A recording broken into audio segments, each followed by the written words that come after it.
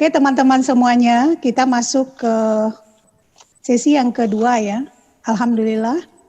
Sekarang bersama kita sudah ada Pak Iskandar Waworuntu. Saya speechless Pak kalau ngingat Bapak. Sudah baca, sudah ini gitu. Beberapa sahabat di Sekolah Alam Indonesia sudah ada yang pernah berkunjung ke Yogyakarta kemarin. Jadi mereka sudah pernah tahu, tapi kami saat ini karena sudah 8 unit dari berbagai provinsi, mungkin membutuhkan waktu nanti akan ke Jogja insya Allah ya, silaturahminya. Tapi saat sekarang dalam momentum saat raker ini rapat kerja kami hari ini adalah rangkaian rapat kerja selama 5 hari sebenarnya.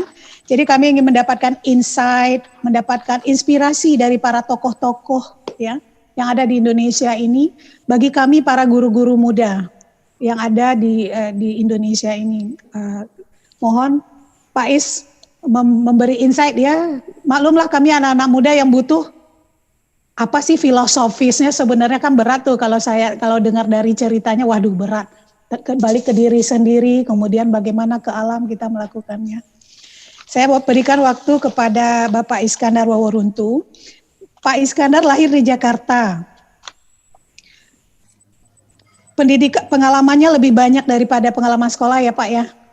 Pengalaman hidup gitu, wah keren banget. Pengalaman hidup tidak hanya di Indonesia, tapi menjelajah dunia gitu. Mencari filosofis makna hidup itu dengan menjelajahi dunia. Kemudian balik lagi ke Indonesia, bukan juga stay di satu tempat, tapi juga ada membuka lahan di beberapa tempat, mungkin beberapa provinsi, mungkin udah semua provinsi ya Pak, sudah dikunjungi wilayahnya atau gimana. Jadi ini bagi kita para guru-guru muda, fasilitator muda, banyak sekali yang akan siapkan, kosongkan teko kita siap menyerap ilmu yang kedua dari Bapak Iskandar Waworuntu. Saya persilakan kepada Bapak untuk forumnya. Assalamualaikum warahmatullahi wabarakatuh. Waalaikumsalam warahmatullahi wabarakatuh. Ya, terima kasih banyak atas kesempatan ini. Saya sendiri merasa terhormat bisa hadir dalam raker ini dari sebuah kegiatan yang tentu sebagai sebuah fenomena mencoba menjadi jawaban terhadap permasalahan-permasalahan kehidupan baik dalam tatanan individual maupun tatanan sosial di zaman kita ini. Jadi kata atau pengertian sekolah alam ini sendiri, saya sendiri belum pernah menelusuri dari mana awal dari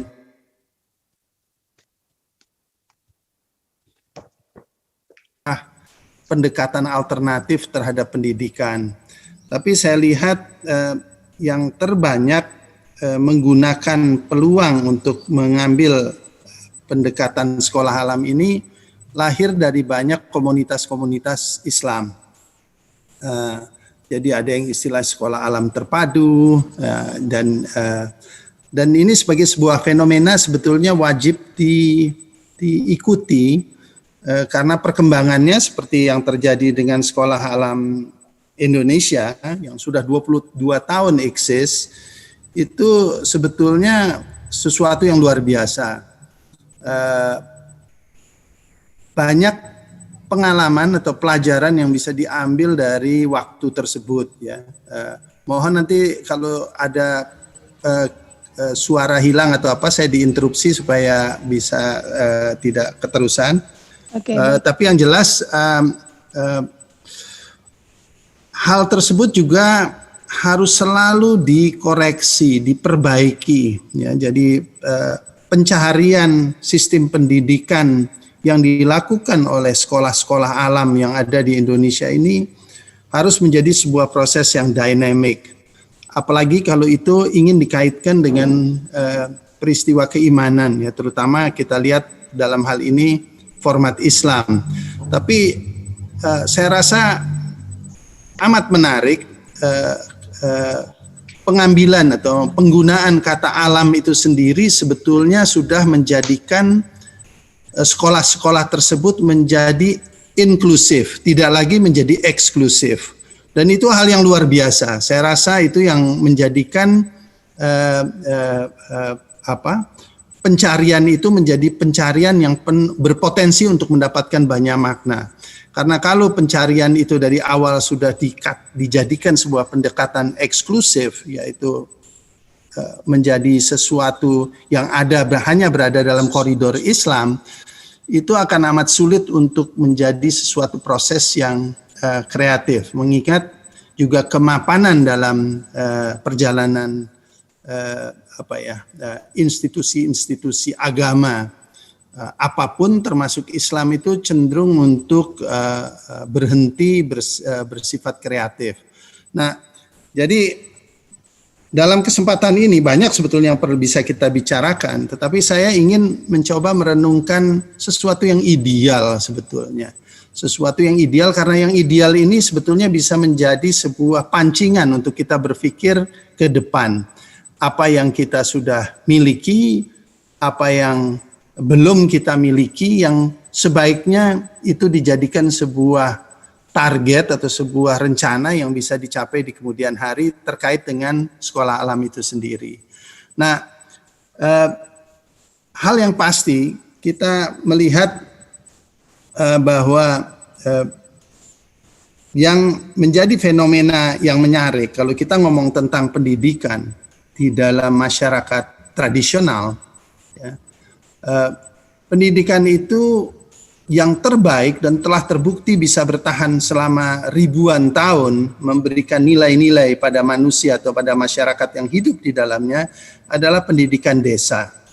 Jadi desa itu sebenarnya sebuah unit kehidupan yang otomatis langsung berperan mendidik nilai-nilai yang kita sebut pendidikan secara eksklusif sekarang. Jadi dengan Bang Lendo tadi, jelas Bang Lendo bisa menceritakan tentang kelebihan dari sistem sekolah alam yang terkait dengan memberikan nilai-nilai yang tidak ada di sekolah umum. Memang betul, karena sekolah umum sendiri tidak lepas dari sebuah sejarah penciptaan yang problematik, karena itu menjadi bagian dari sebuah sistem baru yang diperkenalkan oleh Barat, yang diwakili oleh kolonialisme Barat, yang diwakili oleh industri Barat, dalam menjadikan manusia itu menjadi bagian yang amat bergantung pada sebuah kepentingan, yaitu kepentingan industri itu sendiri. Jadi mereka tidak melihat pentingnya keutuhan hidup dalam kehidupan, dalam pendidikan. Nah, di desa kalau kita amati, tanggung jawab mendidik itu adalah tanggung jawab setiap warga masyarakat yang ada di desa. Setiap orang tentu mengambil peran yang berbeda-beda, tergantung pada tingkat kemampuan, tingkat hal yang bisa di-share, tetapi tidak ada satupun yang tidak memberikan sumbangsih kepada pendidikan atau tumbuh kembang dari anak-anak yang berada di desa. Dan itu kita langsung bisa lihat hasilnya, karena dalam sebuah sistem desa yang ideal, yang sayangnya juga desa-desa Indonesia sedang meninggalkan kearifan tersebut. Seorang anak berumur 6 tahun, 8 tahun, misalnya dia anak putri, kita sudah bisa memberikan tanggung jawab untuk mengurus adiknya, mengurus dapur, mengurus sebuah tugas, mengurus sebuah kepentingan yang mungkin kalau kita lihat dalam konteks kehidupan modern ini, itu tidak bisa dilakukan oleh anak perempuan yang berumur 20 tahun sekalipun kalau di kota. Ya, kita tidak akan percaya anak kita untuk dititipkan adiknya yang baru umur 2 bulan atau 5 bulan selama setengah hari. Atau bahkan misalnya anak-anak laki-laki, anak umur 5 tahun, 6 tahun di kampung, di desa, sudah diberikan alat-alat pisau, alat-alat tajam yang amat berbahaya untuk ukuran-ukuran umum, dan mereka amat bertanggung jawab, yaitu tidak menyakiti dirinya sendiri atau membahayakan dirinya sendiri atau membahayakan anak-anak atau orang lain dengan alat tersebut. Nah, ini sebetulnya sebuah keberhasilan sistem, sebab sebuah sistem yang baik itu sebetulnya objektivitas yang pokok adalah menjadikan manusia itu bertanggung jawab. Ya, jadi tanggung jawab itu menjadikan seseorang itu merasa eksis, merasa berperan, merasa dihargai, merasa menjadi bagian dari sebuah masyarakat atau sebuah kehidupan yang utuh. Nah, dan dalam melakukan ini desa itu melakukannya dengan amat luar biasa cantik ya, dalam arti kata tidak ada pendekatan profesionalisme dalam mendidik. Nah, ini sesuatu yang amat bertentangan, yang mana saya anggap sekolah alam masih terjebak pada paradigma lama institusi pendidikan, yaitu pendekatan pendidikan, memfasilitasi pendidikan sebagai profesional. Ya, dan itu sesuatu yang saya anggap tantangan yang terberat yang berada pada sekolah alam, yang semakin bisa cepat diatasi akan semakin baik bagi tantangan atau bagi masa depan dari institusi tersebut. Maksud saya begini, di desa setiap individu yang berperan sebagai guru itu sibuk pada kehidupannya sendiri-sendiri. Mereka mempunyai keahliannya yang utuh sendiri-sendiri. Biarpun mereka juga pada hakikatnya menjadi manusia yang holistik, yang bisa semuanya, bisa berperan dimanapun, tergantung sama kebutuhan organisme sosial.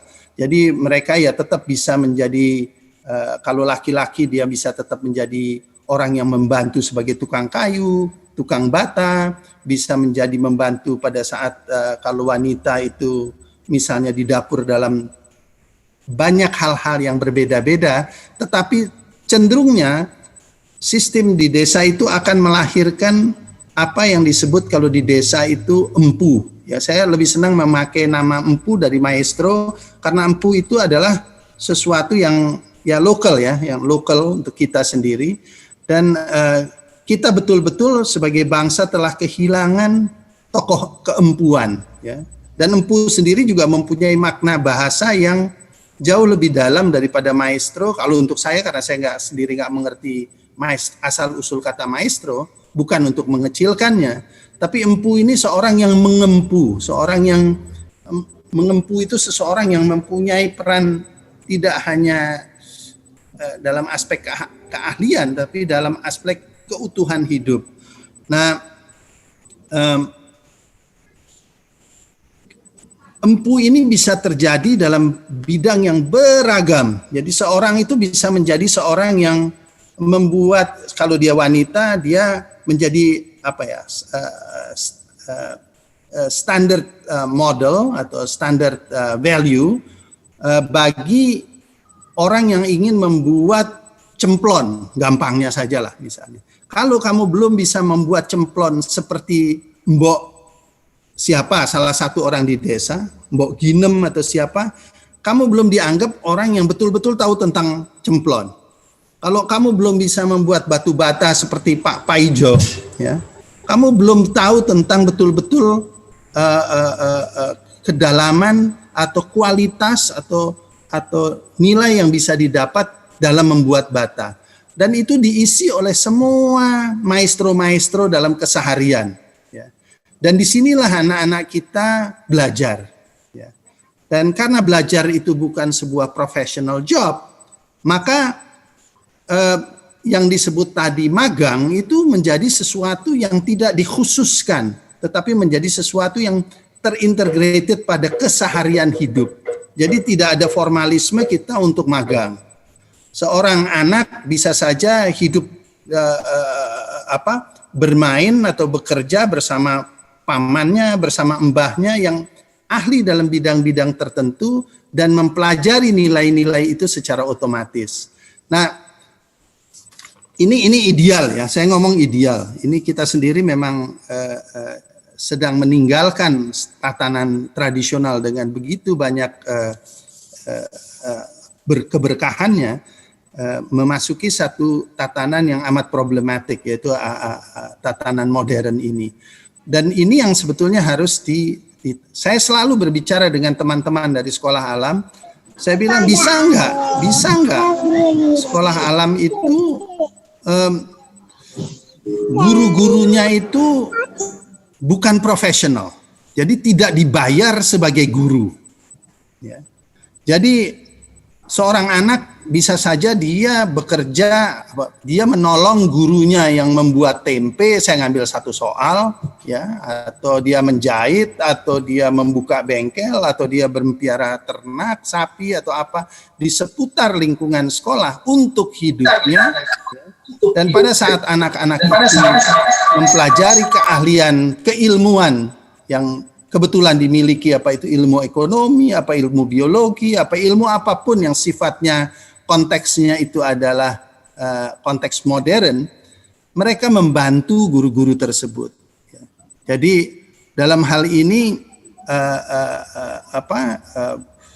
ilmu yang didapat, bukan saya mengecilkan kesungguhan dan ketulusan hati dari guru-guru yang berada di sekolah alam. Saya menganggap secara rata-rata itu sudah di atas daripada nilai pada sekolah-sekolah pada umumnya.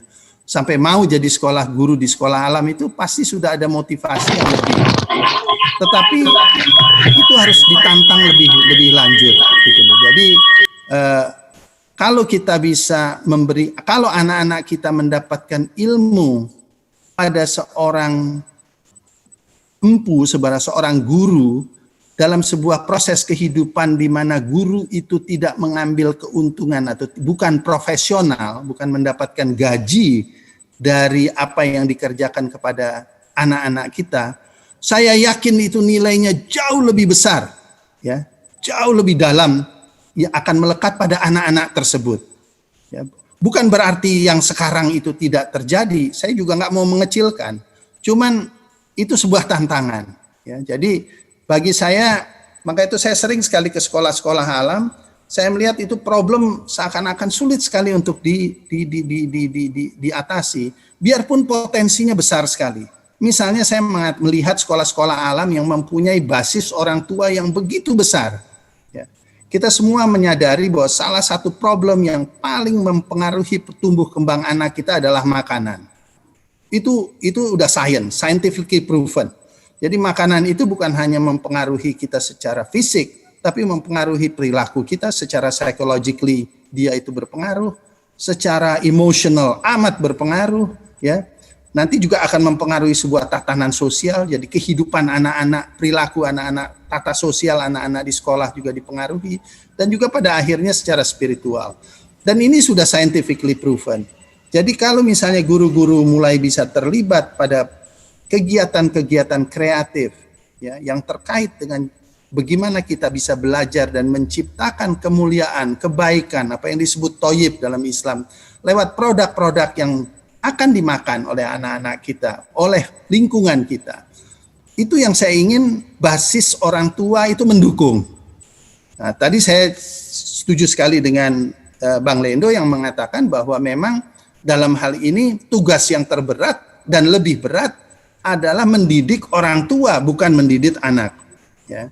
Tapi kita juga bisa melihat kasus-kasus yang telah dilakukan oleh sekolah-sekolah dalam tanda kutip kurikulum environment. Jadi bukan memakai istilah sekolah alam, tapi kurikulum environment itu mulai diperkenalkan misalnya di Australia tahun 1980. Mereka memasukkan kurikulum environment di sekolah, mulai dari SD, SMP, mungkin malah TK saya kurang tahu, tapi SD, SMP, SMA, dan itu sesudah anak-anak mereka lah yang nanti merubah orang tua, yang demand kepada orang tuanya. Nggak boleh ayah buang itu di jalan, nggak boleh ayah kita beli barang ini, nggak boleh diperlakukan sebegini, ibu segala macam. Jadi anak-anak lah yang sebenarnya mempunyai peluang untuk menjadi agen perubahan di rumah. Ya. Tapi ini harus dimulai pada kehidupan yang real di sekolah. Apa sekolah alam kurang real? Enggak, sekolah alam ya memang sudah yang lebih baik daripada umumnya. Tetapi untuk bisa menjadikan anak-anak itu betul-betul berubah dalam arti kata mereka demanding sebuah lifestyle yang berbeda di rumah dari orang tua mereka, itu harus ada sesuatu yang lebih mendasar lagi yang harus dilakukan di sekolah. Ya. Dan ini yang menjadikan sekolah itu adalah desa, ya, di mana hubungan itu menjadi sesuatu yang istilahnya lebih sakral, kalau saya pakai bahasa dalam konteks Islam, lebih diridhoi oleh Allah, lebih kembali pada fitrah kehidupan. Ya. Karena kita boleh dibilang hampir dalam semua aspek kehidupan di zaman modern ini, kita telah melepaskan fitrah-fitrah kehidupan kita. Hubungan kita dengan alam begitu rusak, ya. Bahkan kalau kita ngomong soal alam, kita bukan hanya merusak eksternal ekosistem kita, bukan hanya merusak bumi tempat kita hidup ini, kita bahkan merusak internal ekosistem kita. Kita merusak 70 triliun sel, dan bahkan kalau kita ngomong tentang makhluk-makhluk yang hidup di dalam sel-sel kita, ya, yang disebut bakteri, yang disebut jamur-jamuran, yang disebut virus, itu jumlahnya luar biasa banyak. Sehingga boleh dibilang sikap zolim kita itu lebih banyak, lebih menjadi problematik kalau kita lakukan pada tubuh kita daripada pada alam. Atau bahkan bisa dikatakan karena kita sudah tidak sensitif lagi dalam merusak tubuh kita, kita tidak lagi merasa penting untuk menjaga alam. Ya. Jadi kebakaran hutan terjadi diawali oleh apa? Oleh kita membakar tubuh kita sendiri. Asamnya laut menjadi asam, kehidupan pada semua pada kepunahan daripada spesies-spesies di bumi ini, itu terjadi pada saat kita mulai dengan merusak apa yang berada di dalam tubuh kita. Jadi ini yang sebetulnya bisa dikawal oleh sekolah alam. Bagaimana guru-guru itu mulai berkumpul dan mempelajari ilmu-ilmu yang terkait dengan keberkahan tersebut. Dan itu betul-betul dikerjakan. Jadi mesti ada sebuah ini bukan professional matter, it's a life matter gitu. Jadi kalau kita belajar mengajar atau belajar sesuatu yang pendekatannya profesional sama yang pendekatannya itu adalah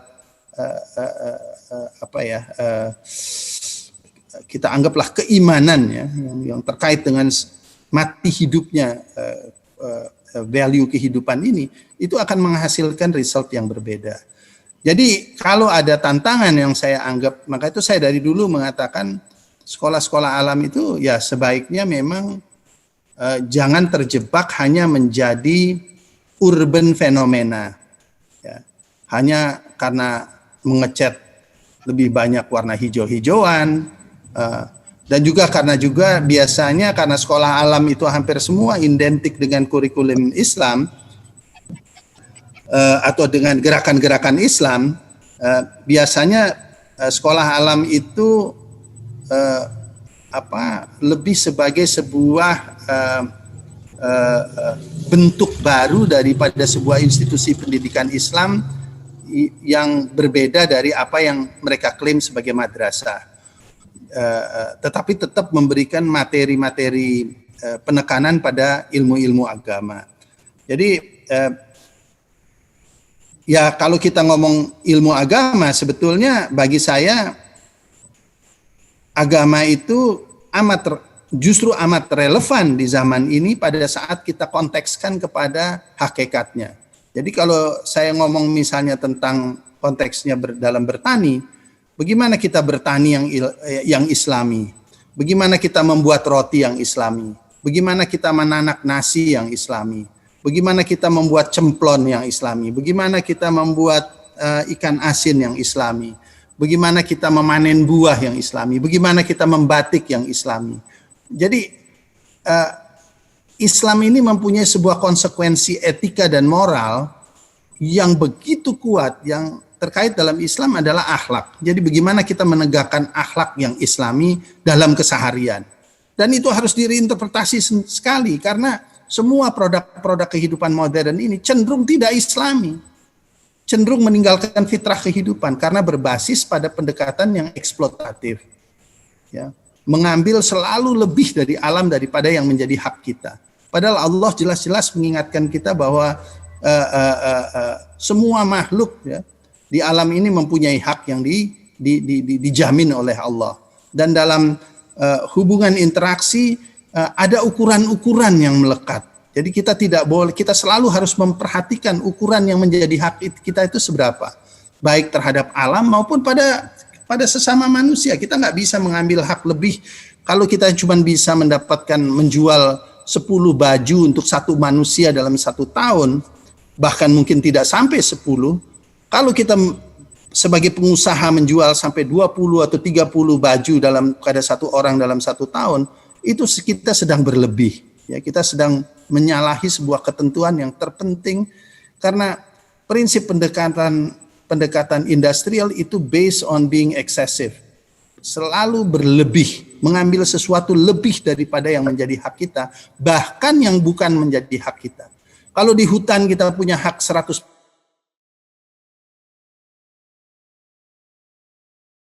buat kiat-kiat di mana kita membuat hutan-hutan yang sifatnya itu lebih produktif di dalam lingkungan hidup kita yang immediate, yang dekat, untuk menjadikan seperti orang Jawa tidak ada yang memanen jati di hutan lagi, di samping hutan juga sudah habis, tetapi karena setiap orang sadar bahwa dia memerlukan kayu jati untuk membangun rumah atau kayu bangunan. Jadi kita bisa melakukan kiat-kiat untuk mempersiapkan resource, kebutuhan hidup. Tetapi kalau kaitannya dengan alam, di laut ada hak kita, tapi hak kita terukur. Di dalam bumi ada hak kita terukur. Di sungai ada hak kita. Dalam berhubungan satu sama lain, kita sama-sama punya hak yang harus kita ukur. Dan yang terpenting adalah di dalam tubuh kita, setiap sel yang 70 triliun yang berada di dalam tubuh kita mempunyai hak. Ya. Dan kita cenderung menzolimi kehidupan ini. Kita cenderungnya menzolimi hak sel-sel kita dengan pola hidup kita, pola makan kita, pola minum kita, udara yang kita hirup, tontonan-tontonan yang kita yang dicekoi, yang dipaksakan, dan semua itu dipaksakan hanya untuk kepentingan ekonomi, hanya untuk kepentingan industri yang sebetulnya amat merugikan kita. Kalau mau kita pakai kata yang agak keras, ini adalah bentuk perbudakan yang sempurna bagi saya, di mana kita menjadi begitu tergantung terhadap produk-produk tersebut, sehingga kita tidak lagi mempunyai kedaulatan. Ya, ini yang saya pikir sekolah alam ini harus bisa menjadi tempat di mana dia mempersiapkan anak-anak untuk bisa berdaulat dalam hidup. Bagaimana kita bisa mempertahankan atau menciptakan anak-anak yang berdaulat kalau kita sebagai gurunya sendiri belum memiliki kedaulatan tersebut. Nah, kedaulatan inilah yang perlu kita. Bisa nggak? Sekarang kalau saya bilang perjuangan yang terberat bagi kita manusia adalah mensikapi kezoliman atau kebatilan secara real. Ya, saya menjadi orang itu ya supaya tidak terlalu menjurus. Hampir semua industrial food itu bermasalah, ya, karena begitu banyak kimia-kimia yang terdapat dalam produk-produk industri tersebut yang tidak terurai di dalam tubuh. Ya, sesuatu yang tidak terurai itu tidak diridhoi oleh Allah. Jadi kalau kita mau membedakan antara baik sama buruk itu cuma gampang sekali.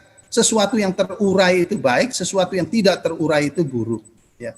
Dan contoh yang paling jelas itu kalau kita pakai logika yang dituntunkan oleh Rasulullah SAW yang mengatakan bahwa manusia sesungguhnya kalau engkau sedang berlebih, engkau sedang ditemani oleh syaitan. Ya. Nah, kalau kita berlebih, ada satu indikator yang terjadi dan universal. Dimanapun, orang apapun, latar belakang apapun, kalau kita berlebih, ada sebuah indikator yang bisa kita pakai sebagai ukuran, yaitu adanya residu. Ya. Karena Allah itu tidak menciptakan sampah. Apapun yang diciptakan oleh Allah dalam fitrahnya, itu pasti dalam rangka kemanfaatan. Dia akan bermanfaat pada makhluk lain. Ya. Itu pasti, itu ketentuan Allah. Aku ciptakan semua ciptaanku dalam rangka kemanfaatan. Mau suka atau tidak suka, ya kamu akan bermanfaat. Seekor kijang tidak akan senang dimakan macan atau dimakan macan tutul karena akan ada drama, tetapi itu semua fitrah. Ya untungnya macan tidak memakan lebih daripada yang menjadi ketentuannya, ya, menjadi fitrahnya, sehingga tidak ada permasalahan. Tetapi manusia itu cenderung berlebih.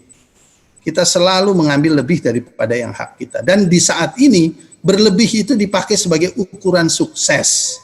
Kita boleh mengeksploitasi alam di luar daripada batas-batas yang dianggap normal, dan kita akan mendapatkan sebuah predikat keberhasilan secara sosial dalam konteks modern. Dan itu menakutkan sekali. Dan sekarang kita sedang bayar. Ya. Ahli-ahli di Amerika yang luar biasa mengungkap kenyataan-kenyataan itu sudah mengultimatum. Kalau kita tidak merubah pola kehidupan kita, mereka bicara tentang bangsa Amerika yang pola konsumtifnya itu sudah luar biasa terjajah oleh produk-produk industri.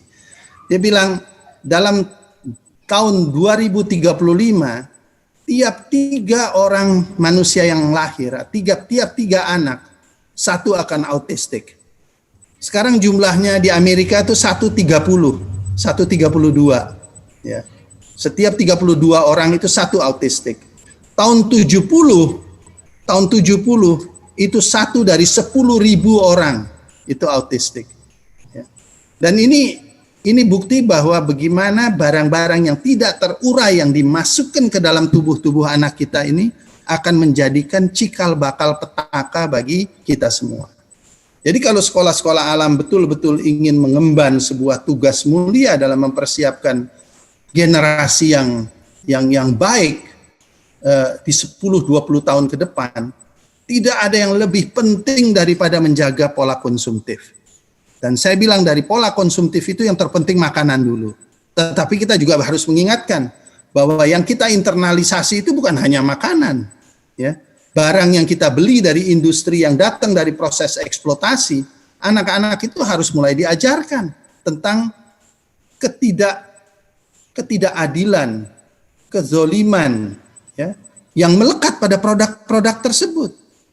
Jadi kalau saya sendiri cukup merasa heran karena sedikit sekali mereka yang berdatang dari sekolah alam yang bahkan pernah mendengar istilah carbon footprint itu hanya sedikit sekali.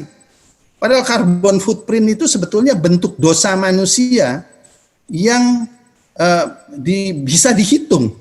Ya, jadi pada saat kita mengambil sesuatu yang sedang disimpan oleh Allah dalam bentuk karbon, jadi sebetulnya yang disebut minyak bumi, yang disebut gas alam, yang disebut batu bara, itu sebetulnya adalah racun yang sedang disimpan oleh Allah di dalam bumi ini.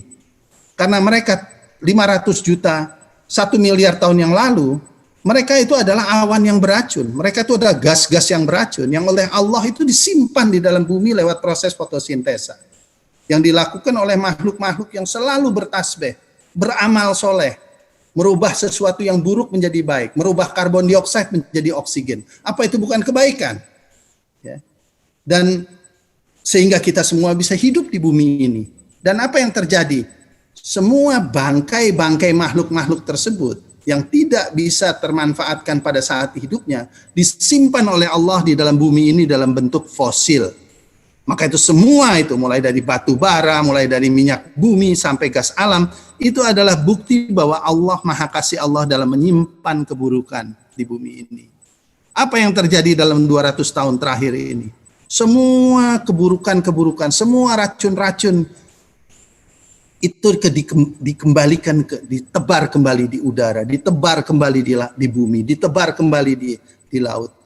Sekarang kita sudah mempunyai masalah polusi yang di luar dari batas yang bisa dihadapi oleh manusia. Di luar, kalau kita ngomong tentang fenomena yang terjadi sekarang, yang sedang menghantui dunia, itu tidak luput dari masalah polusi. Hampir semua jumlah pusat-pusat kematian yang terbesar yang dikaitkan dengan virus COVID-19 ini, itu terjadi di daerah-daerah di mana polusinya itu terberat di bumi ini. Ya. Dan kalau kita pikir, jangan heran kalau terjadi di Indonesia, dia akan mengambil nyawa paling banyak itu di Jakarta dan di Surabaya. Karena tingkat polusi di sana sudah begitu berat. Ya. Dan ini fakta yang sedang diungkap, ya, sebuah kenyataan yang sedang diungkap. Jadi mengawal anak-anak kita untuk menjadi anak-anak yang menjadi jawaban, ya, bagi masa depan. Sebab kekhawatirannya luar biasa. Kalau kita ngomong dari sisi yang diberikan dari negara yang kita anggap sebagai rujukan seperti Amerika, di sana satu dari 3 perempuan di sana sudah steril, sudah tidak bisa punya anak. Itu juga karena polusi. Ya. Dan ini sesuatu yang terkait dengan, bahkan mereka mengatakan bahwa kalau kita tetap melakukan kekonyolan dan keburukan terhadap hubungan kita dengan alam seperti yang kita lakukan ini, manusia itu tidak akan ada lagi tahun 2070. Ini kalau perhitungan keilmuan, ya. Karena kita sendiri sedang melakukan proses pemusnahan massal terhadap kemanusiaan itu sendiri. Semua memang pada akhirnya tergantung Allah. Tetapi tugas kita sebetulnya adalah menegakkan Islam. Ya. Menegakkan Islam secara benar, secara kafah, secara menyeluruh. Jadi bukan Islam sebagai konsep, tapi Islam dalam bentuk keseharian kita. Dan itu yang sebetulnya menjadi mata pelajaran terpenting di sekolah alam. Dan untuk itu bisa menjadi sesuatu yang betul-betul tersampaikan, itu harus dimulai oleh guru-guru, ya. Karena kalau kita ngomong orang tua bilang, saya udah sibuk kok, saya mesti cari duit untuk nyekolahin anak, ya. Saya berharap satu saat akan ada sekolah alam yang mengatakan, kamu cukup nitipin kok, saya nggak perlu duitmu, yang penting anakmu nanti kalau ngajarin kamu di rumah, kamu harus ikuti loh. Moga-moga itu sebuah cita-cita akan terwujud, karena disitulah sebetulnya sebuah harga diri. Jadi harga diri. Saya sendiri berapa kali memasuk sekolah-sekolah Islam yang mempunyai prestis internasional, prestis yang mahal sekali. Dan saya sedih sekali melihat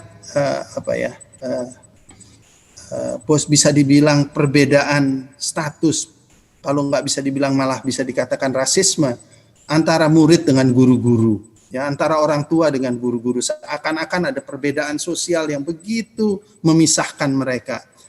Nah, harga diri ini juga harus direbut, dan saya yakin ini juga sudah menjadi agenda dari sekolah-sekolah alam. Jadi mungkin ini pesan saya, ya, yang saya anggap ya moga-moga bisa bermanfaat, ya. Apa yang kami lakukan di Bumi Langit sebetulnya amat sedikit, tetapi insya Allah bisa menjadikan sebuah sinergi, karena di Bumi Langit ada sebuah kurikulum yang harapan saya juga kurikulum ini bisa dipakai pada akhirnya oleh sekolah-sekolah alam yang disebut permakultur. Nah, permakultur ini sebenarnya bukan ilmu baru. Permakultur ini adalah sebuah ilmu tua yang dipaket kembali dalam konteks zaman kita. Jadi kata permakultur itu sendiri sebetulnya berasal dari 2 kata, yaitu perma dan kultur. Permanya permanen, kulturnya itu kehidupan. Jadi sebuah ketetapan dalam kehidupan. Mungkin dalam Islam penterjemahan yang mudah adalah sunatullah. Bagaimana kita kembali pada sunatullah, kepada ketentuan-ketentuan Allah. Bagaimana kita bisa kembali pada fitrah kita. Jadi setiap kehidupan, setiap makhluk diciptakan oleh Allah dalam fitrahnya. Ya. Dan ini yang harus kita kembali sebuah relationship yang baik dengan hal tersebut. Kalau dulu zamannya kakek-kakek buyut kita, mereka tidak harus belajar ilmu-ilmu ini karena ilmu-ilmu ini menjadi bagian dari keseharian hidup. Ya. Bagaimana kita berakhlak baik beradab baik dengan air? Bagaimana kita berakhlak baik dengan tanah? Bagaimana kita berakhlak baik dengan tanaman? Bagaimana kita berakhlak baik dengan binatang? Bagaimana kita menjalin akhlak baik sesama manusia? Itu semua saling terkait, saling terkait. Bagaimana kita mempunyai akhlak baik terhadap angin, ya. Bagaimana kita mempunyai, dan ini sesuatu yang menjadi dasar kehidupan yang hilang dalam kehidupan modern ini. Kita dipisahkan dari kearifan, dari fitrah-fitrah kehidupan yang menjadi dasar kehidupan. Ya, bahkan saya sering bertanya atau berpikir, Islam itu selalu mengklaim dirinya sebagai rahmatan lil alamin. Ya. Bagaimana kita bisa mengklaim atau kita bisa mengklaim hal tersebut pada saat kita sendiri sudah berhenti menjadi rahmat pada tubuh kita sendiri. Ya. Jadi dengan pola hidup kita, pola makan kita, kita tidak lagi mendapatkan barokah dari alam. Barokah yang masih tetap bisa dipertahankan sampai akhir zaman, itu datang dari fitrah Allah. Dan fitrah Allah itu nggak lepas di alam. Ya. Jadi alam itu selalu memberikan barokah. Ya. Tapi kita juga harus belajar hidup, belajar berinteraksi. Bagaimana kita beradab baik dengan alam. Ini sesuatu yang dulu nggak usah dipelajari, tapi sekarang kita harus pelajari. Dan insya Allah, saya sendiri amat berharap satu saat kurikulum permaculture ini bisa diintegrasikan dalam sekolah-sekolah alam. Dan sudah ada beberapa sekolah alam, mungkin juga termasuk kalian yang dari Bogor, yang mengirim orang untuk mengikuti permaculture design course itu, dan saya jamin 100% bahwa itu akan merubah persepsi kehidupan orang yang mengikuti. Memang itu masalahnya memang 2 minggu, jadi cukup lama, tapi itu akan merubah persepsi kehidupan, pandangan orang tersebut dan kehidupannya yang cukup signifikan. Dan ya inilah harapan saya ya. Jadi banyak pekerjaan PR ke depan. Saya yakin juga pekerjaan dan tugas-tugas kalian sebagai institusi yang sudah begitu besar dengan 8 sekolah. Saya harap selalu mempunyai ruang untuk melakukan tantangan ke depan ya. Jadi tidak, biasanya sekolah yang sudah menjadi besar itu cenderung mapan, tetapi bagaimana sekolah itu berani untuk melakukan penerobosan. Dan penerobosan itu tidak ada momentum yang lebih baik daripada sekarang dalam keadaan dunia ini sedang mendapatkan shock yang amat besar ya. Biarpun kita bisa punya banyak interpretasi asal usul kenapa kepentingan-kepentingan yang berada di belakang shock ini, tetapi tetap shock ini bisa dianggap sebagai sebuah momentum untuk kembali kepada fitrah. Ya, bagaimana kita menegakkan kembali fitrah kehidupan. Saya rasa mungkin dari itu Mbak Fitmi. Jadi nanti coba bisa dikembangkan. Saya juga kepingin dapat pandangan dari teman-teman lain, dan juga kalau ada pertanyaan mungkin kita bisa kembangkan dari pertanyaan. Iya, oke, terima kasih Pak Iskandar. Ini kembali kepada fitrah ya, ke diri sendiri, mulai dari makanan. Wah itu ini juga ya, kita langsung ingat apa yang sudah kita lakukan pada diri sendiri. Nggak kedengeran Bu suaranya Bu. Halo, ya. Jadi yang pertama stoknya itu kembali ke fitrah, kembali ke diri kita sendiri. Bu, suaranya saya nggak dengar Bu. Pak D, berarti sinyal di sana mungkin Pak D. Andri, suaraku kok nggak ada di sini. Saya bisa dengar suara Pak Iskandar. Nggak bisa dengar ya. Sinyal. Kami bisa mendengar suara Pak Is, Pak. Pak Is bisa dengar suara saya, Pak. Sepertinya sinyal di sana. Pak Iskandar, kami bisa mendengar suara Pak Iskandar. Halo? Udah kedengeran belum? Kerasin ini gimana?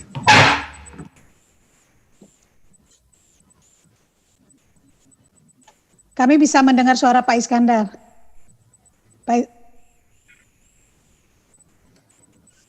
Halo Bu, saya belum bisa dengar suaranya Bu. Kalau kita bisa mendengar suara Pak Iskandar di sana ya. Halo. Di sini suara jelas katanya ya. Kalau kita bisa mendengar. Tuh. Kita bisa mendengar. Di sini suara jelas. Kami bisa dengar. Iya. Pak Saya Iskandar masih bisa? punya problem untuk dengar suaranya, coba. Oke, iya kita bersabar menunggu ya teman-teman. Mungkin ada koneksi, mungkin koneksi internet. Kami bisa mendengar. Pak Iskandar bisa mendengar kita? Halo? Halo? Kalau saya bisa mendengar Pak. Memang ada yang ngomong ya. Enggak, tadi dia kan ngomong Ibu. Iya, Masih belum dengar kami, Bu. Pak Ade mungkin ada, kalau di kita bisa mendengar Pak Is, kita bisa mendengar Pak Iskandar. Atau kendala, atau dicoba. Ya kedengaran. Iya, kita bisa mendengar. Hmm. Mungkin di sana ini mute atau gimana, mungkin dicek Silahkan kalau audionya. mau ada pertanyaan. Iya. Udah bisa Pak Iskandar mendengarkan kita? Apa ya? Dari sana ya mungkin ya. Nggak, di sini kita bisa Pak, insya Allah kita bisa mendengar semua. Volume headset. Iya, coba cek. Sudah volume headset sudah saya naikkan paling besar, Bu. Oke. Coba masukin lagi. Halo. Pak Iskandar? Kami bisa mendengar Pak Iskandar dari sini. Audio Pak, coba di. Emang suaranya nggak kedengeran?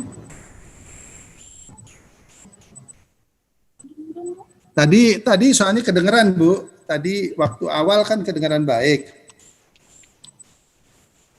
Kita bisa mendengar Pak Iskandar. Pak Iskandar yang ada kendala mendengar kami di sini. Mungkin dicek mungkin audionya Pak. Di sini disconnect audio enggak? Enggak. Dengeran kok. Mic-nya nyala.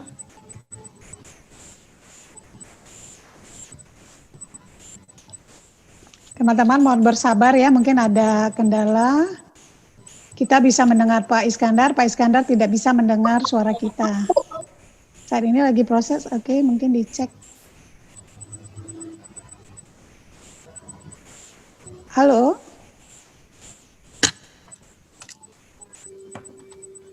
Pak Budiani mungkin bisa dikontak ininya via WhatsApp bahwa kita bisa mendengar. Audio setting. Sudah, Miss, sudah by phone, sudah ditelepon, ada kondisi audio di handphone Pak Is. Oh, oke. Ya, berarti teman-teman kita bersabar ya. Kita bersabar sampai koneksi kita bisa berjalan dengan baik lagi. Masuk Memang ulang begitu. aja, Miss. Kenapa? Dimasukin ulang, keluar dulu, terus masuk lagi. Oh, oke. Bu Diani mungkin bisa disarankan begitu? Langsung dikontak Pak Is sebentar, ya. saya coba via WhatsApp lagi. Ya. Jadi teman-teman Iya, sambil saya kita tunggu Bu. Maaf ini Ya. juga saya nggak tahu ini apa ini yang Ya. menjadi masalah. Ya. Teman-teman bisa nanti mempersiapkan diri dari apa pemaparan dari Pak Iskandar.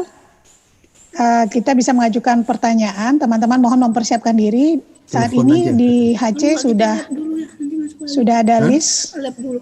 Saya coba keluar dulu ya Bu, nanti Ya. saya masuk lagi. Ya. Ya, saya Ya. coba keluar dulu baru masuk lagi. Oke, nanti masuk lagi.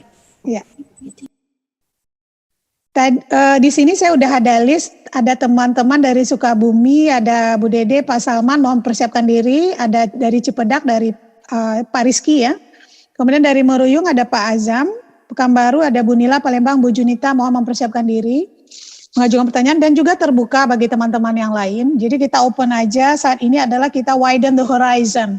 Kita menyerap ilmu dari berbagai pihak, dari semua para ahli yang kita datangkan hari ini, kemudian kita balik ke diri kita sendiri, Sekolah Alam Indonesia, apa yang sudah kita miliki, dan sejauh mana akan kita melakukan perbaikan ke depan. Sesuai dengan core value kita juga memang kita harus adaptif ya, kita harus agile, penyesuaian, dan mungkin ini memang momentum bagi kita di masa COVID ini, untuk melakukan kembali ke fitrah, lakukan perbaikan apa yang bisa kita lakukan bagi diri kita dan juga sekolah lebih baik. Sambil kita menunggu koneksi ya. Ya, oke. Pak Is sudah masuk, Miss. Oke. Assalamualaikum Pak Iskandar.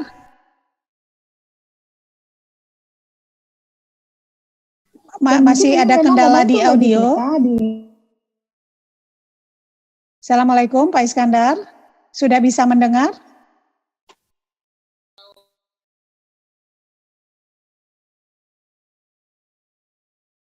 Coba dikontak dulu Bu Diani. Kalau kita bisa mendengar tapi kendalanya di sana. Baik, Miss. Oke, berarti teman-teman yang lain mau mempersiapkan diri, jadi kita open saja, saatnya bagi kita untuk membuka hati dan pikiran kita, kaitkan dengan 7 Green Principles yang kita miliki saat ini, yang bisa real kita lakukan apa, jadi seraplah ilmunya dengan bertanya lebih dalam ya. Oke, sebentar. Oke. Nanti kalau ada yang mau bertanya nanti bisa ya, sambil yang sudah. Oke, kita masih menunggu terhubung dengan Pak Iskandar. Sudah terdengar. Ya, alhamdulillah Pak Iskandar. Ya. Kalau kita dari tadi bisa mendengar Pak. Ya, syukurlah, yang penting. Ya, sekarang udah tersambung. Ya, alhamdulillah. Maaf, Enggak apa-apa. Jadi dari penyampaiannya tadi intinya kembali kita ke fitrah ya. Kembali kita ke fitrah, kembali ke sunatullahnya.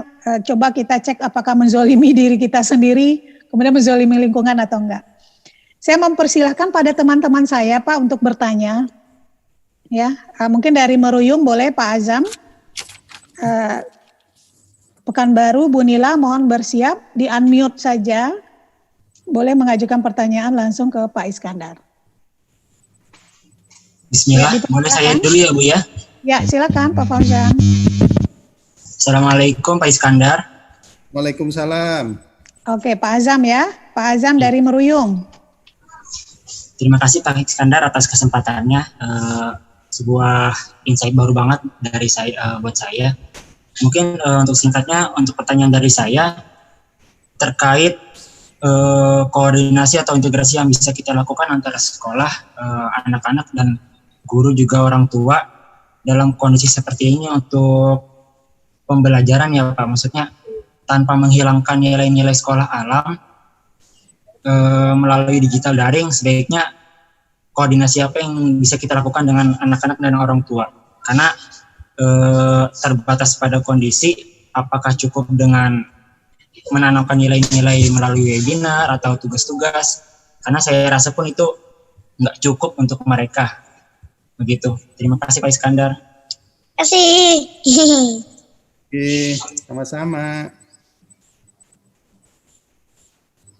Langsung dijawab nggak apa-apa Pak Iskandar? Langsung dijawab aja ya? Ya, silakan langsung dijawab. Nah, sebenarnya menarik sekali ya. Saya sendiri ini masalahnya kontroversi karena sebenarnya terhadap masalah corona ini dalam konteks mainstream ini memang kita dibuat takut ya. Tetapi dalam konteks yang real sebenarnya obat kita untuk bisa menghadapi krisis ini yang terbesar itu adanya di alam.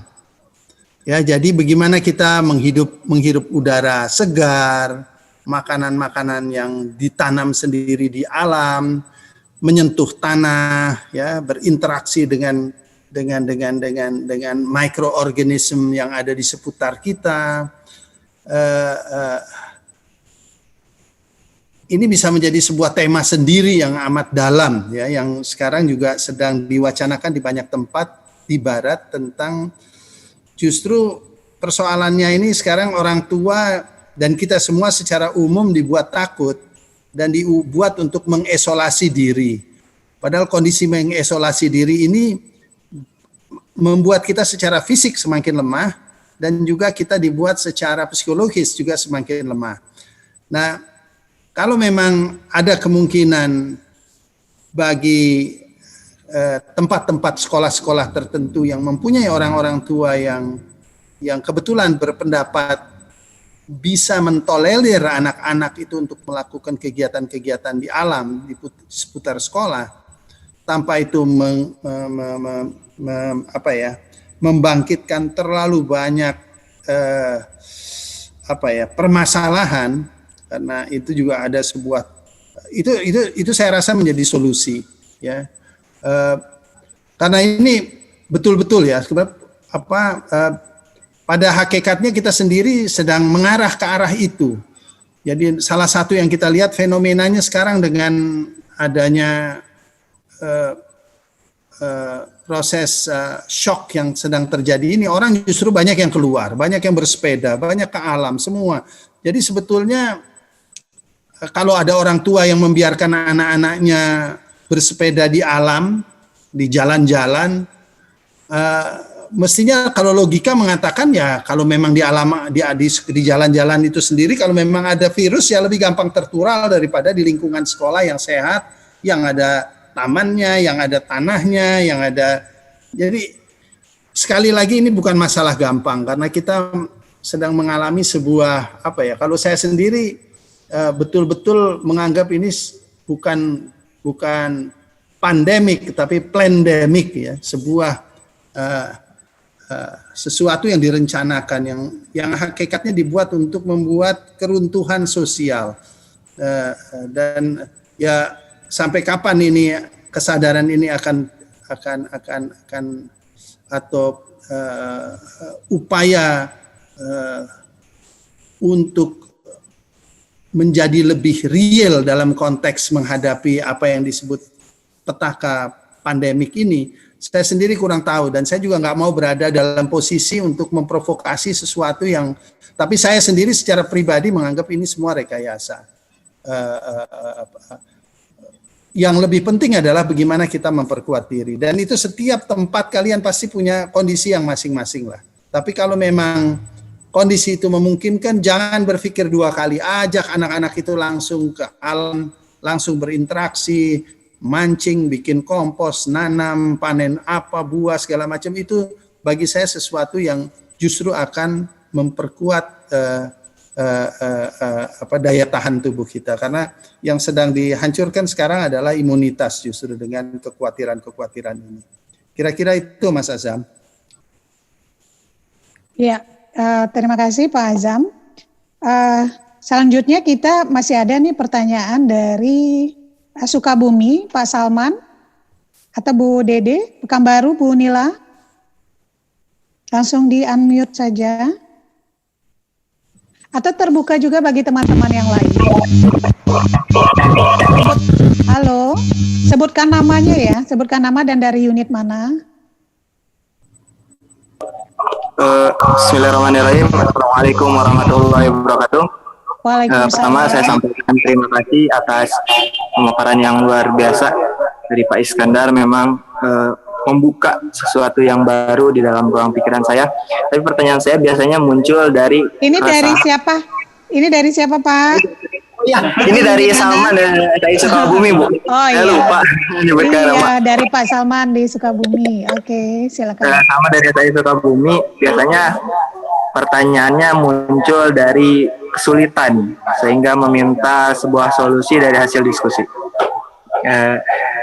Yang pertama adalah tentang kurikulum di SAI dan berkaitan yang mungkin sangat berdekatan Seven Green Principle dengan permakultur, di mana jika alam saja tidak sehat, manusia tidak akan sejahtera di dalamnya. Akan tetapi seringkali kurikulum kita dengan cara pendidikan kita itu berbeda dengan apa yang pemerintah selenggarakan. Artinya terkadang kita hampir tidak beririsan ataupun tidak berdekatan, bahkan mungkin saja bisa jadi berpotongan dengan pemerintah. Sedangkan pemerintah itu adalah sesuatu yang, nah mungkin hal tersebut juga yang berpikir jika menyikapi nanti gimana selanjutnya kita menyikapi perbedaan kurikulum kita, cara melaksanakan kita yang berbeda dengan sesuatu. Jadi bagaimana kita bisa tetap tenang, tetap berjalan dan tetap yakin bahwa kita itu bisa walaupun memang berbeda dengan pemerintah ataupun bahkan berpotongan dengan pemerintah. Nah, yang kedua terkait dengan COVID-19 ini, bagaimana cara meningkatkan akselerasi digital dalam pembelajaran, sedangkan sekarang ini yang saya rasakan pembelajaran kita itu tidak ada bedanya dengan yang lainnya, tidak menyenangkan, bahkan menguntungkan, gitu kan. Artinya bisa dipungkiri bahwa kita juga harus mempelajari digital. Orang-orang atau anak-anak yang generasi terbaru, mereka benar-benar menguasai digital depannya. Sistem Kita kehilangan, mungkin kita kehilangan ada sinyalnya Pak. Halo, kita nggak bisa dengar dengan jelas. Pak, ini mungkin saya begini, Sekolah Alam Indonesia itu kan ada, misalnya dia ada green education juga, ada permaculture dan sebagainya. Menurut Bapak secara sederhana yang bisa kami lakukan saat ini, kalau misalnya kami sudah melakukan apa yang tadi harus kami men-challenge diri kami kembali gitu lah, kembali ke fitrah dengan faktanya saat ini Sekolah Alam Indonesia ada berbagai ya, ada kita memang ada di kota, ada juga yang di desa gitu loh. Jadi memang agak unik. Kami Institute Development juga sih, ada unik tempatnya.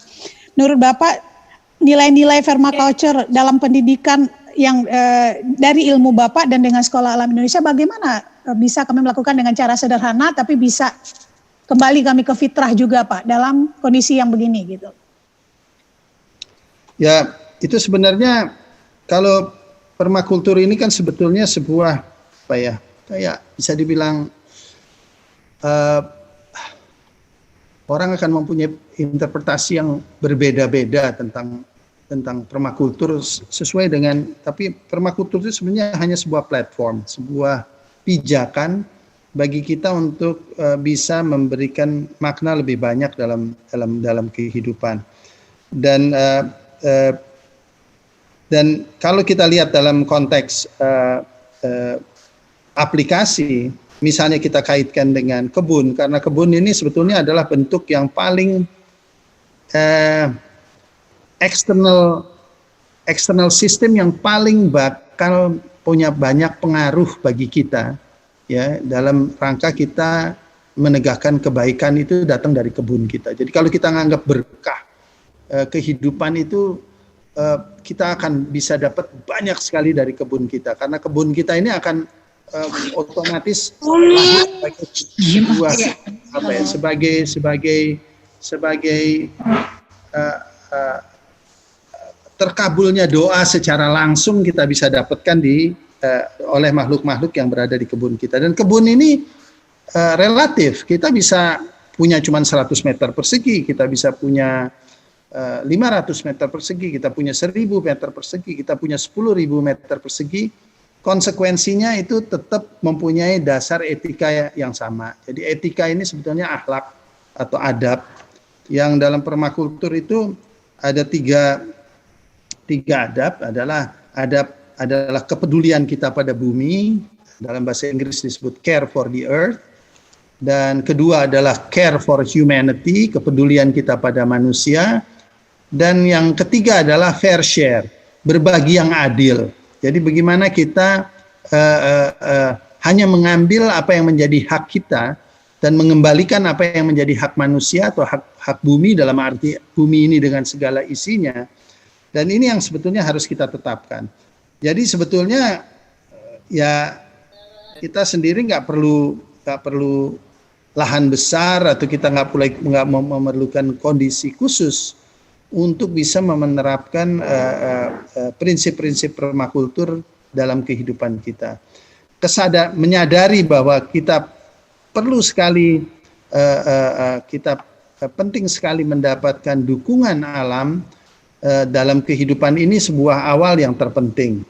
Dan bagaimana nanti pada akhirnya kita menjaga relationship, hubungan tersebut, ya, dengan menegakkan adab-adab yang benar. Nah, ini kan sekarang kita belajar tentang adab, bagaimana kita beradab baik dengan bumi, itu mempunyai konsekuensi yang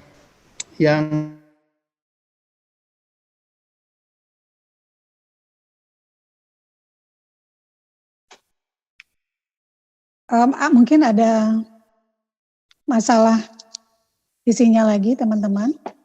Pak Iskandar, ada masalah koneksi, mungkin Bu Diani bisa menghubungi lagi beliau. Noted, Miss. Ya. Mohon bersabar ya teman-teman, ini salah satu challenging time bagi kita, bahwa ketika daring ini memang ada kendala internetnya, mungkin electricity-nya, atau mungkin kendala dari diri sendiri. Kita mohon bersabar saja bahwa tadi terakhir beliau bercerita tentang bahwa adab di permaculture itu ada care for earth, care for humanity, dan juga fair share ya. Pada prinsipnya adil, mengambil hak sesuai dengan ininya. Kita mohon bersabar ya sambil menunggu, sebenarnya waktu kita tinggal 15 menit lagi. Teman-teman mungkin bisa mengarahkan pertanyaannya ke arah permaculture karena beliau adalah founder Bumi Langit Institute. Jadi kita menyerap ilmu yang ada di beliau. Kalau ada hal-hal yang tentang internal kita, KBM atau kurikulum, kita sesinya besok. Kita ada sesi besok bersama Pak Lutfiono, Direktur Pendidikan kita, dan juga besok Seven Green Principle, nanti ada bersama Bu Cace. Saat ini kita fokus menyerap, silakan teman-teman mempersiapkan diri, sebenarnya kita masih ada waktu sekitar 10-15 menit lagi bersama beliau, tentang, ya Bu, ya, Assalamualaikum Pak Iskandar, kami sudah bisa mendengar. Ini tadi putus wifi kami. Oh iya, nggak apa-apa, ya kita bersabar Pak. Ya. Halo, tadi... Jadi, Mas Salman tentang, tadi ya kira-kira itu aja lah. Iya, tentang care for earth ya, care for humanity and also fair share, itu ngambil sesuai dengan haknya, gitu ya Pak ya. Kemudian dari hal yang sederhana, mungkin dari kebun kami sendiri begitu ya, dari apa yang ada bisa dikelola dengan baik, sehingga menjadi merubah.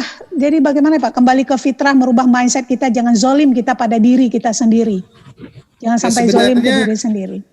Ya sebenarnya kan kalau kita ngomong soal tantangan ya Bu, kalau tantangan sebetulnya hal yang bisa mungkin bisa dijadikan sebuah wacana lah di lingkungan para guru atau di sini atau keluarga besar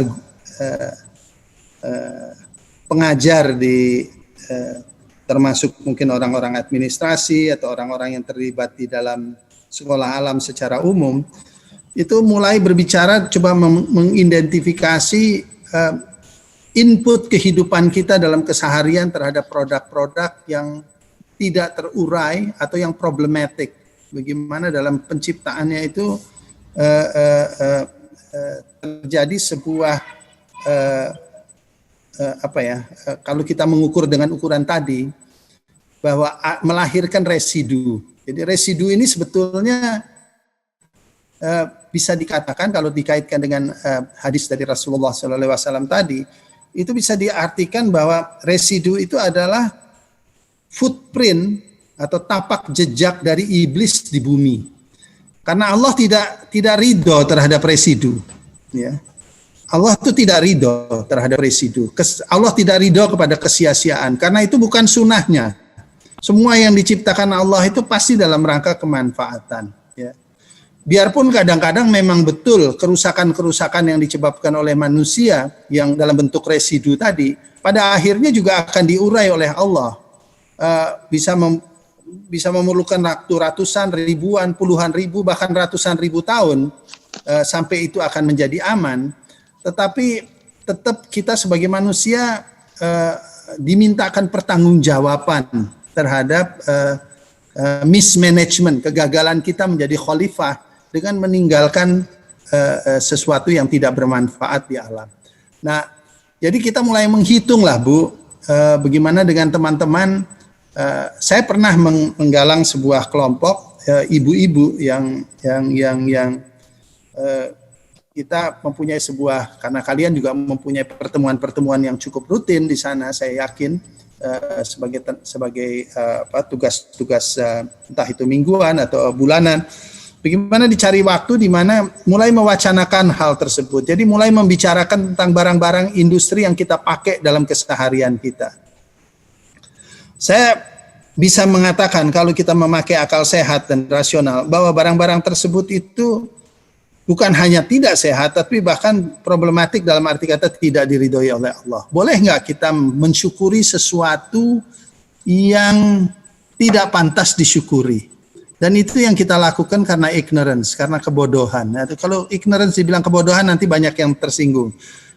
Kata terjemahan ignorance yang paling bagus yang saya dapatkan adalah hilangnya kearifan. Jadi pada saat kita hilang kearifan, kita bisa mengatakan sesuatu yang buruk itu baik. Ya. Jadi pada saat kita memakan produk-produk industri atau membeli dan menggunakan produk-produk industri yang jelas-jelas buruk untuk tubuh kita, jelas-jelas buruk untuk alam di tempat dari mana barang-barang ini dieksploitasi, diambil bahan bakunya. Dari sistem keuangan yang buruk dalam rangka memperdagangkannya atau menjualnya. Apa pantas kita mengatakan alhamdulillah? Apa pantas kita bersyukur? Apalagi sampai membawa nama Allah. Ya, jadi saya selalu bilang problematik. Bisa nggak sih kita mengatakan kita makan instan mie dan sesudah makan instan mie kita mengatakan alhamdulillah? Saya mau bertanya di mana dalilnya kalau dikaitkan dengan akidah Islam. Kita menzolimi tubuh kita menzolimi sebuah tatanan sosial yang luar biasa, kearifan. Karena yang namanya ilmu itu yang terkait dengan sanad itu bukan hanya ilmu agama. Ilmu memasak yang benar, yang barokah itu juga ada sanadnya. Itu tidak boleh terputus. Kalau kita putus ilmu-ilmu yang berhubungan dengan sanad barokahan tersebut, nenek kita, leluhur kita yang konon melakukan hal tersebut 100, 200, 500 tahun yang lalu, terputus keberkahan mereka terhadap ilmu yang mereka berikan kepada anak mereka, anaknya berikan kepada anaknya, anaknya diberikan kepada mereka.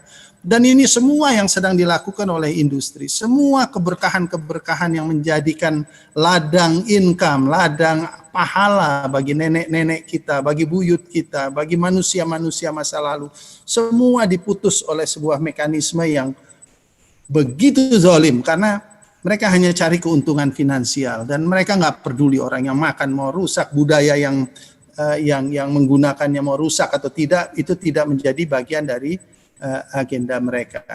Dan ini yang harus kita sadari, dan kita bisa nggak kalian sebagai kelompok di masing-masing sekolah mendiskusikan hal ini dan mungkin membuat list lah. Saya dulu pernah mencoba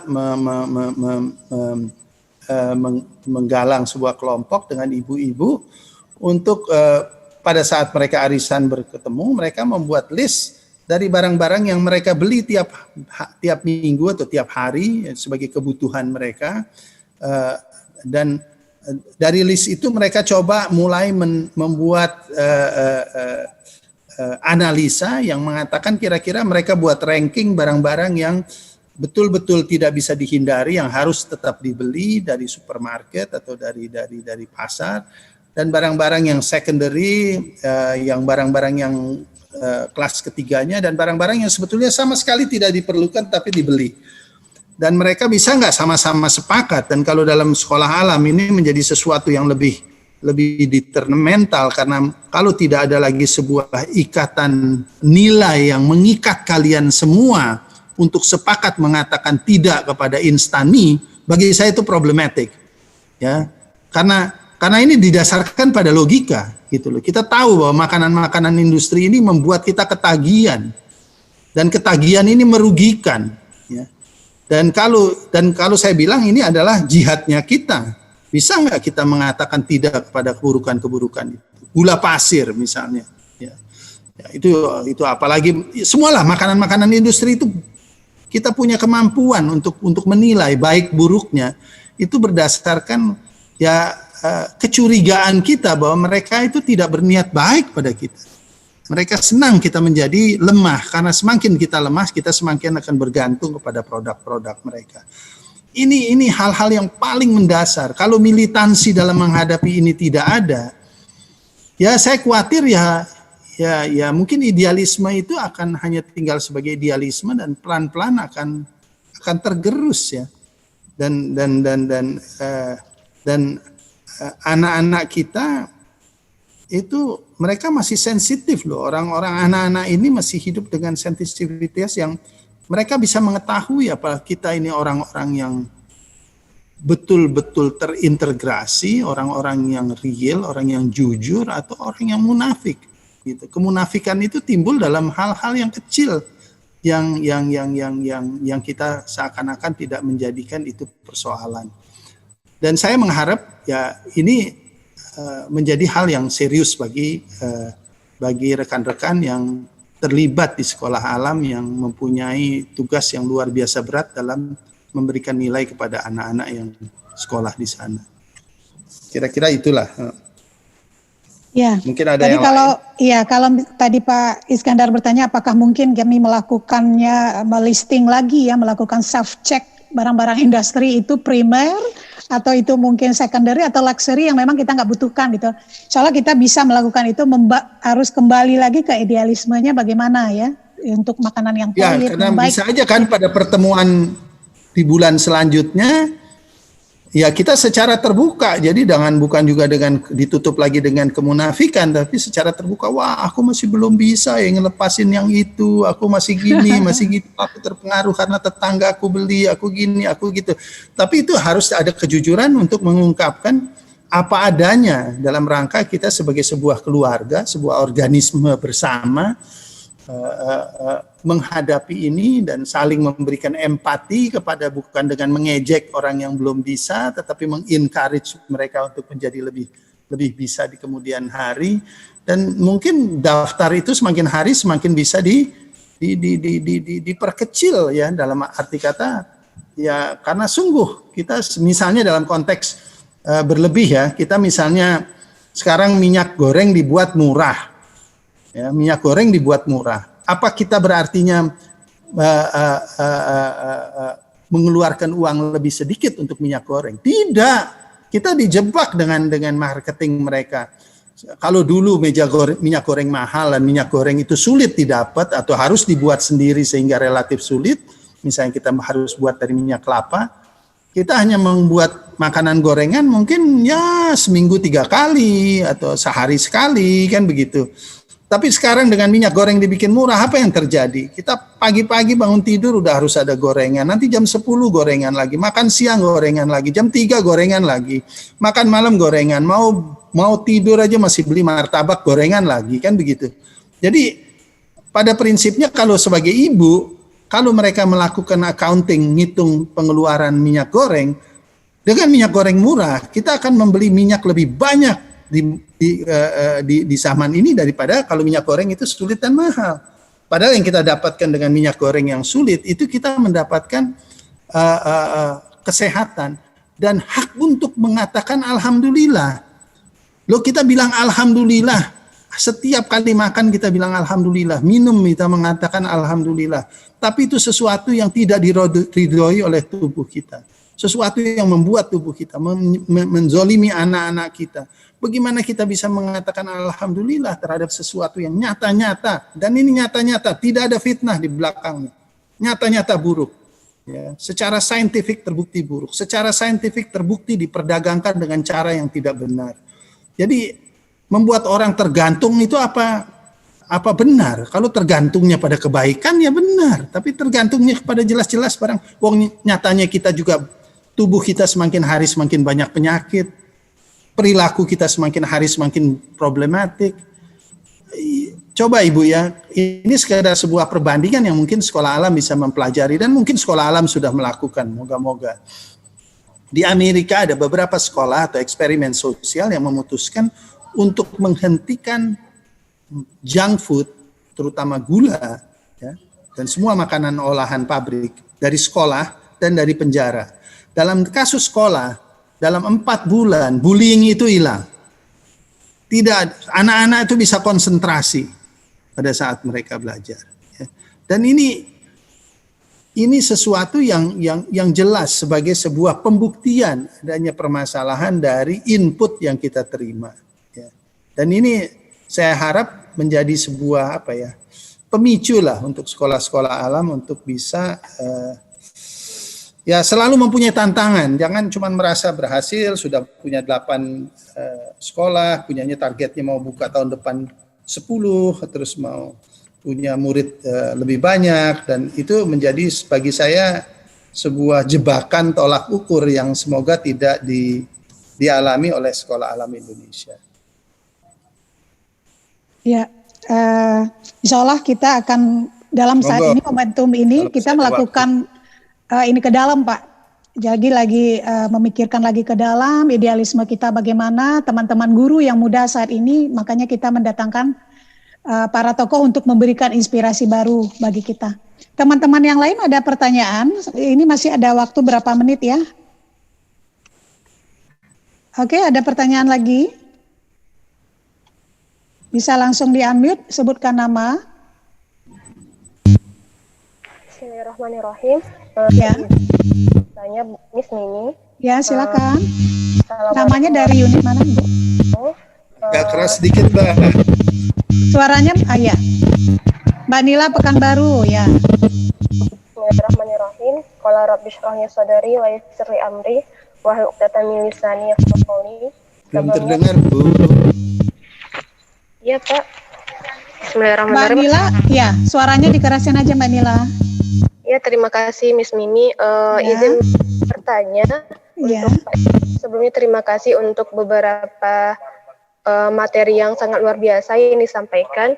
Yang ingin Nila tanyakan untuk kesempatan kali ini adalah tadi sudah berbicara tentang kalau di catering itu seperti Golden Fikri ya, tapi melalui makanan. Nah, kalau kita kembalikan lagi seperti di SAI Pekanbaru sendiri, perihal makanan ini menjadi hal yang paling penting untuk kita sama-sama satukan frekuensi dengan orang tua. Bahwasanya ketika makanan yang tidak baik itu masuk ke dalam tubuh, maka akan menyangkut ke sikap dan akhlaknya anak-anak.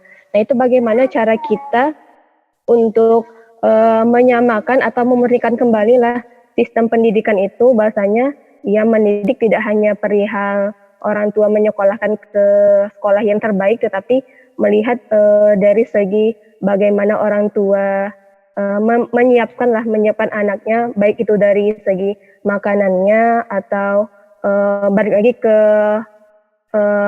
cara-cara kerja mereka di luar sana untuk menyekolahkan anak, karena itu kan bersangkut paut dengan semuanya. Terus yang kedua, bagaimana cara kita memurnikan kembali sistem pendidikan itu ke fitrahnya, yaitu menggaungkan atau memaksimalkanlah adab sebelum ilmu dan membuka mindset bahwasanya kita orang tua atau guru harus memaksimalkan potensi lah di dalam diri kita untuk mendidik anak itu tidak hanya sekedar menggugurkan kewajiban, tetapi ada peran penting kita di sana untuk mengubah pendidikan itu yang diridhoi Allah, mendidik dengan ikhlas, mendidik dengan akhlak, tidak hanya sekedar teori, tapi mengaitkan segala sesuatunya itu kepada kemahabesaran Allah.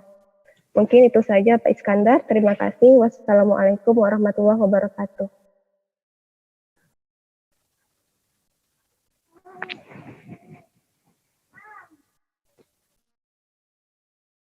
Pak Iskandar, suaranya masih di ini dulu, unmute. Oke. Suaranya Pak Iskandar itu masih di mute, Pak.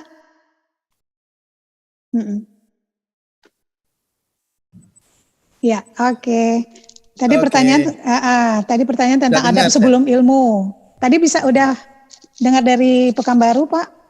Udah. Iya, silakan Pak. Waktu kita kan terbatas ya. Silakan. Ya, saya coba selesaikan ini sekalian.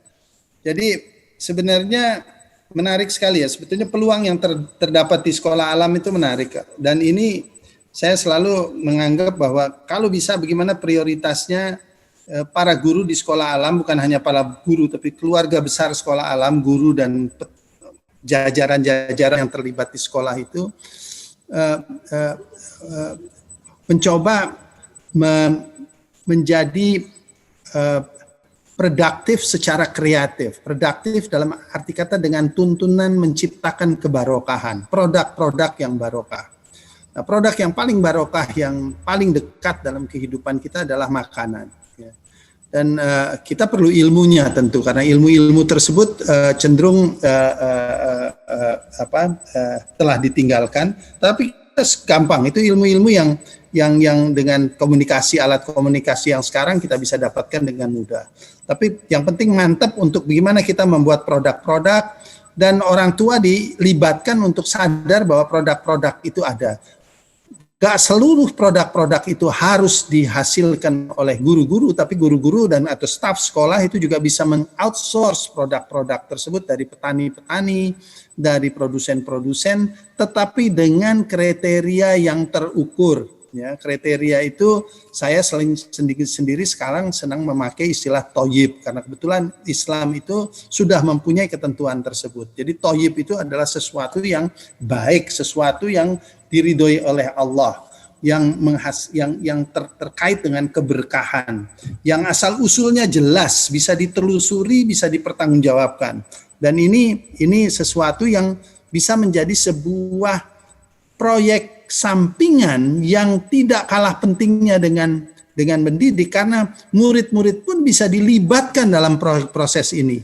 Murid-murid bisa ikut dalam basar yang dilakukan tiap minggu, dalam pengolahan produk-produk, pembungkusan produk-produk, pergi ke desa-desa atau ke orang-orang yang memproduksinya, membuat pertanyaan-pertanyaan yang kritis terhadap produk-produk tersebut, mengetahui value, nilai yang melekat, keberkahan yang melekat. Dan itu pelan-pelan dijadikan bagian dari kekuatan. Kenapa? Karena sekolah alam itu punya captive market. Yang omong kosong kalau ada orang tua yang mengatakan dia tidak tertarik atas kesehatan si anak. Ya. Mungkin dia malas untuk mengurus kesehatan si anaknya karena dia sendiri sudah terlalu terjebak dengan gaya hidup yang tidak sehat. Apalagi kalau sudah dibawa ke sekolah alam. Pasti mereka merestui proyek ini karena proyek ini akan kembali kepada anak mereka, ya. Dan proyek ini pelan-pelan bisa men-take over karena kalian pada akhirnya bisa saja menjadi mempunyai pasar yang bukan hanya diisi oleh orang tua, bisa juga diisi oleh masyarakat sekeliling yang juga karena prinsipnya semua manusia memerlukan barang-barang yang mulia. Itu adalah fitrah kita. Kita selalu mencari kebaikan. Kita selalu mencari keindahan. Kita selalu mencari kejujuran. Kita selalu mencari kerendahan hati. Ini yang harus kita ciptakan. Dan jangan niat cari duit. Kalau kita niatnya cari duit, nanti kita terjebak. Niatnya adalah memproduksi kebaikan. Menciptakan kebarokahan. Melakukan, berinteraksi dengan rendah hati. Punya istiqomah. Ketawakalan. Dan ini pada akhirnya akan menjadi tulang punggung, ya, yang bagi saya mungkin bisa mereplace, ya, pendapatan guru dari sekolah. Saya yakin itu bisa, ya. Banyak sekolah-sekolah yang mempunyai fasilitas yang Sabtu Minggu ditutup, nggak ada apa-apa. Kenapa nggak buka untuk publik? Kenapa nggak anak-anak terlibat, guru-guru terlibat untuk mendapatkan income dari aktivitas-aktivitas di tempat-tempat tersebut. Saya rasa itu yang harus dicoba apalagi kalau tempat-tempat sekolah alam itu sendiri sudah sesuai dengan namanya, sudah mempunyai kekuatan alam yang pasti dirindukan oleh orang-orang lain untuk datang menikmati entah alam, entah tanamannya, entah binatangnya. Jadi ini kekuatan-kekuatan yang bagi saya harus dimanfaatkan. Kita jarak antara orang tua yang belum nyambung dengan sekolah dalam konteks ini jangan terlalu kita jadikan persoalan. Saya yakin kalau sekolah melakukan kebaikan, apalagi itu terkait dengan makanan, dan kita jangan juga terlalu mengintimidasi orang tua dengan mengatakan, oh ini nggak boleh dilakukan di rumah, kalau makan di rumah harus begini, harus begitu. Itu nanti tugasnya akan terlalu berat karena konflik itu akan menjadikan hal yang problematik. Biar nanti anak-anak kita sendiri yang merubah orang tua mereka dengan mengatakan, Bu, Pak, saya nggak mau ya kalau digorengnya sama ini, saya nggak mau dimasaknya dengan ini. Nah itu tugas orang tua kok untuk memberikan makanan yang baik. Dan kalau anaknya sudah bilang begitu, insya Allah mereka pelan-pelan akan mengikuti. Kira-kira begitu loh, Bu. Alhamdulillah, Pak Iskandar, terima kasih banyak atas semua pemaparannya. Ternyata waktu time flying ya. Terima kasih. Insya Allah ini akan jadi ilmu baru bagi kami. Nanti kami akan raker kami masih berlanjut Pak sampai 1 minggu. Jadi insya Allah ini bisa jadi Oke, saya doakan salah satu. Iya. Jadi ini bisa menjadi salah satu momentum juga bagi kami melakukan kebaikan bagi diri sendiri juga tadi ya. Baru kita bisa kalah. Terima kasih atas waktunya. Jangan ada junk food ya waktu raker. Setuju. Tadi saya udah lihat belum raker, sambil raker aja udah ada yang makan mie instan itu tuh. Kalau saya tomatoes loh Pak. Saya cemilannya tomatoes. Tapi pertanyaannya apakah ditanam sendiri apa enggak gitu ya Pak ya? Ya udah. Memang kita harus di zaman ini kita harus lebih berhati-hati Bu. Nggak bisa hanya mengandalkan prasangka baik. Iya. Oke, terima kasih atas waktunya. Insya Allah akan ada silaturahmi kita berikutnya bagi teman-teman. Waktunya kita. Iya, terima kasih. Teman-teman bisa mengucapkan terima kasih kepada Pak Iskandar. Ya, terima kasih.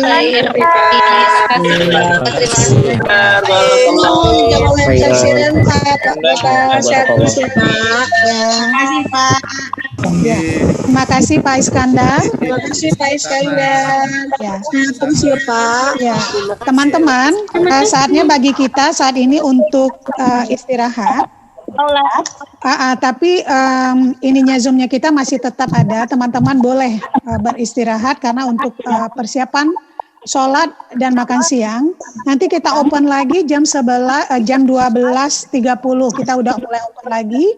Saya berharap teman-teman udah bisa tune sebelum jam 1 seperti tadi ya. Sebelum jam 8 masuk, berarti nanti sebelum jam 1. Mari sama-sama kita baca hamdalah untuk sesi kita pagi ini. Alhamdulillahirabbil alamin. Semoga berkah ya. Kecuali tadi yang makan yang nggak ngajak-ngajak itu masih ini enggak gitu ya.